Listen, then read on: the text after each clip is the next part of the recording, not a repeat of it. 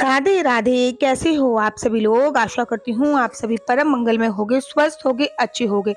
सर्वप्रथम आप सभी को धनतेरस की अनंत शुभकामनाएं। जो लोग आज अर्थात 22 तारीख को धनतेरस बना रहे हैं वो भी सही है, लेकिन अगर पंचांग के हिसाब से देखा जाए और मैं कब बना रही हूँ तो मैं 23 तारीख को बना रही हूँ। 23 तारीख को धनतेरस बनाना बहुत ज्यादा शुभ होता है, क्योंकि पंचांग के हिसाब से आज द्वादशी तिथि है, जो कि शाम को 6:04 पर विश्राम होगी और 6:04 पर ही त्रयोदशी लगेगी और उसके बाद धनतेरस का पावन पर्व बनाया जाएगा। शॉपिंग इत्यादि आप कल कर सकते हैं, आज भी 6 बजे के बाद कर सकते हैं, कोई परेशानी वाली बात नहीं है। एक बात मैं आप लोगों को क्लियर कर दूं कि सबसे पहले यम के नाम का दीपक जलाना आपको धन त्रयोदशी पे बहुत ज्यादा जरूरी होता है।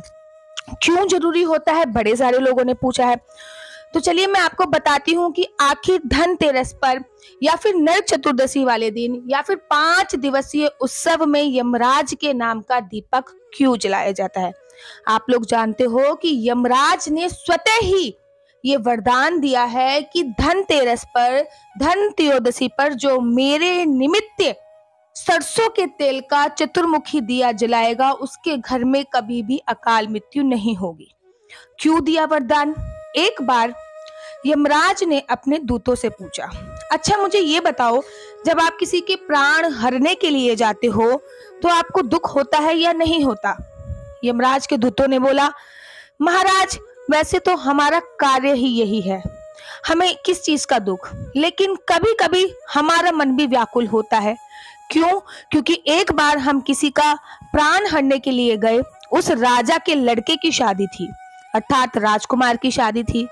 राजकुमार की शादी के 3 दिन बाद ही उसका देहांत होना था और हमको उसके प्राण हर के लेके आने थे। पूरा महल दुल्हन की तरह सजा हुआ था, चारों तरफ शहनाइयां बज रही थी। बड़ी धूमधाम से राजा ने अपने पुत्र राजकुमार की शादी करी। दुल्हन का आगमन हुआ, त्रिदिवसीय उत्सव बड़े धूमधाम से चला, लेकिन 3 दिन के बाद राजमहल में मातम छा गया, क्योंकि आपके कहे अनुसार हमें राजकुमार को लेके आना था और राजकुमार के प्राण पखेरु उड़ गए, अर्थात उसका देहांत हो गया और हम उसको लेके आने लगे। हमें देख के बड़ा दुख हुआ कि अभी तो यहाँ पे शादी की सहनाई बज रही थी और अभी यहाँ पे मातम छा गया। यमराज जी, महाराज जी, आप हमें कुछ ऐसा वरदान दो, ऐसा वरदान दो जिससे अकाल मृत्यु का भय ही लोगों में खत्म हो जाए और अकाल मृत्यु ना होने लगे। तब यमराज ने अपने दूतों से कहा कि जाओ, आज से मैं वरदान देता हूं कि जो धन त्रयोदशी वाले दिन, साल में एक बार जो धन त्रयोदशी आती है, उस दिन जो मेरे निमित्त सरसों के तेल का चतुर्मुखी दिया जला देगा, जो यमराज के निमित्त यम दीप जला देगा, उसकी कभी भी अकाल मृत्यु नहीं होगी, उसके घर में भी अकाल मृत्यु नहीं होगी और उसके घर में कभी भी किसी भी व्यक्ति की अकाल मृत्यु नहीं होगी। तो ये वरदान स्वयं यमराज ने अपने दूतों को दिया है संसार की भलाई के लिए, लेकिन लोगों को इसके बारे में पता ही नहीं होता है। आपको एक बात क्लियर कर दूं, जो लोग एक दिया जलाते हैं, मतलब एक बत्ती का जिन लोगों को दिया जलाना होता है, वो दिया दक्षिण की दिशा में ही जलाएंगे। यमराज का द्वार है दक्षिण, साउथ, जिसको बोलते हैं साउथ। अब वो आप अपना घर देख लीजिए कि आपके घर में साउथ कहां पर है, तो दक्षिण की दिशा में ही आपको एक मुखी दिया, मतलब जो एक बत्ती का दिया जलाएंगे वो साउथ की तरफ जलाएंगे, और जो 4 बत्ती का दिया जलाएंगे उनका मुख साउथ की तरफ होएगा। और जो 4 बत्ती का दिया जलाएंगे वो कहीं भी जला सकते हैं, लेकिन दिया घर के बाहर ही जलना होता है, घर के मुख्य द्वार के पास ही दिए को जलाना होता है। इस बात का आपको ध्यान रखना होता है। दिया हमेशा सरसों के तेल का जलाना होता है, शाम को 7 बजे के बाद ही जलाना होता है, 6:30 7 बजे के बाद, जब सूर्य अस्त हो चुका होता है तभी जलाना होता है।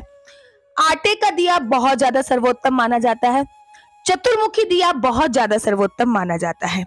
आपको इस बात का भी ध्यान रखना है कि अगर आप एक मुखी दिया जला रहे हो तो वो जो दिया जलाना है आपको वो साउथ की तरफ जलाना है, लेकिन आप चतुर्मुखी दिया जला रहे हो तो आप वो दिया कहीं भी जला सकते हो, लेकिन आपका जो मुख होगा, अर्थात दिए को जब आप प्रणाम करोगे तो आपका मुख दिया जलाते वक्त साउथ की तरफ होना बहुत ज्यादा आवश्यक है। सबसे पहले दिए जलाने से पूर्व आपको नीचे थोड़े से चावल, गेहूं या फिर आटे की कोई रंगोली बना लीजिए। उसके तत्पश्चात आपको उसके ऊपर 1 या 2 का सिक्का रखना है। उसके ऊपर आपको आटे का या फिर मिट्टी का दिया रखना है। उस दिए के अंदर आपको थोड़ा से काले तिल डालने हैं और उसके बाद आपको दिया प्रज्वलित करना है। बड़े सारे लोग घर के अंदर से दीप प्रज्वलित करके लेके आते हैं, ये गलत है। घर के अंदर से कभी भी यमराज का दिया प्रज्वलित नहीं होता है, घर के बाहर से ही यमराज का दिया प्रज्वलित होता है। इस बात का आपको ध्यान रखना होता है। साथ ही के साथ आपको इस बात का भी ध्यान रखना है कि जब वो दिया बुझ जाए तो उसके जो नीचे चावल वगैरह रखे हुए हैं वो आपको पक्षियों को डाल देने हैं। जो पैसे रखे हुए हैं वो उठा के आपको किसी गरीब को दे देने हैं, उसमें कुछ थोड़े से और ऐड ऑन कर लेने हैं। अगर आटे का दिया जलाना है तो वो आटे का दिया जलाना तो उसको तोड़ तोड़ के पक्षियों के लिए या फिर मछलियों के लिए डाल सकते हैं। और अगर मिट्टी का दिया जलाना है तो फिर आप उस दिए को विसर्जन कर सकते हैं, क्योंकि मिट्टी है तो वो पानी में अच्छी तरीके से डिस्ट्रॉय हो जाएगी, विसर्जित हो जाएगी। आप यम के निमित्त दिया 5 दिन जला सकते हैं और 1 दिन भी जला सकते हैं। अच्छा, किसी किसी के घर पे नरक चतुर्दशी वाले दिन यम के नाम का दिया जलता है, तो वो भी सही है, कोई गलत नहीं है। मैं हमेशा कहती हूँ आपके परिवार में जो रूल्स रेगुलेशन होते हो उनको फॉलो कीजिए, वो सबसे ज्यादा सर्वोत्तम है। 5 दिन अर्थात 22 तारीख को जलेगा, 23 तारीख को जलेगा, 24 तारीख को जलेगा, 25 तारीख को नहीं जलेगा, 26 तारीख को जलेगा और 27 तारीख को जलेगा। तो ऐसे 5 दिन जलेगा। और अगर 1 दिन जला रहे हो तो मैं आपको एडवाइस दूंगी कि आप 23 तारीख को जलाइए। साथ ही के साथ धनतेरस पर इस बार त्रिपुष्कर योग बन रहा है, जो कि 1:50 से लेकर प्रारंभ हो जाएगा और जो कि 2:02 पर रहेगा। ये बहुत ज्यादा शुभ योग है। इस टाइम पे जाके खरीदारी करना सबसे ज्यादा सर्वोत्तम माना जाता है। अच्छा, धनतेरस पे 5 दिए जलाए जाते हैं, इस बात का भी आपको ध्यान रखना है, ठीक है। अच्छा, यमराज के निमित्त जो दिया है उसके अलावा भी 5 दिए जलाए जाते हैं, और वो 5 दिए क्यों क्यों जलाए जाते हैं वो मैं बता दे रही हूँ। एक दिया आपको 2 दिए अपने घर के मुख्य द्वार पे जलाने होते हैं। तीसरा दिया आपको कुल देवता के नाम का जलाना है। अब आपको कहोगे दीदी कौन से कुल देवता है हमें नहीं पता, या फिर कौन सी कुल देवी है हमें नहीं पता, तो उनको आपके बारे में पता है, आपको उनके बारे में पता हो या ना पता हो। अगर ये 5 दिए घी के होंगे और यमराज के नाम का जो दिया होगा वो सरसों के तेल का होगा, और 5 दिए घी के हों तो सबसे ज्यादा सर्वोत्तम है। अगर घी ना मिले तो आप सरसों के तेल का उपयोग भी कर सकते हैं। तो 3 दिए हो गए। 1 दिया तुलसी माता पर चलेगा जो चौथा दिया होगा, और 5वां दिया जो कि प्रदोष काल में जब धनवंतरी जी की, कुबेर जी की, लक्ष्मी जी की पूजा अर्चना वंदना होगी तो घर के मंदिर में जलेगा। तो ये 5 दिए धनतेरस पे जरूर जलाए जाते हैं। धनतेरस पे धनवंतरी जो देवता थे वो समुद्र मंथन से प्रकट हुए थे। धनतेरस का संबंध धन से तो होता ही होता है, लेकिन स्वास्थ्य से बहुत ज्यादा होता है।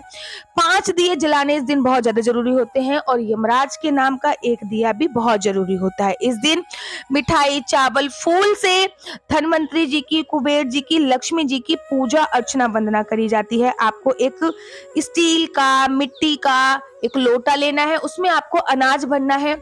आप इतना अनाज भर सकते हैं जितना किसी गरीब को एक वक्त का भोजन मिल जाए, अर्थात आप गेहूं भर सकते हैं, आप चावल भर सकते हैं। उसके ऊपर आपको ढक देना है।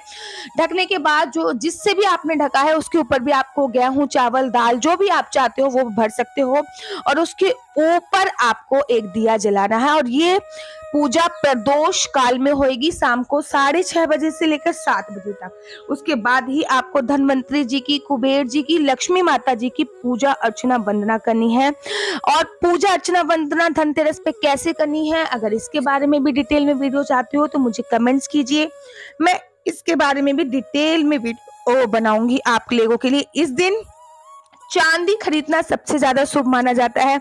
अपने व्यापार की पूजा अर्चना वंदना करना बहुत शुभ माना जाता है। राधे राधे, हरे कृष्णा, हरि बोल।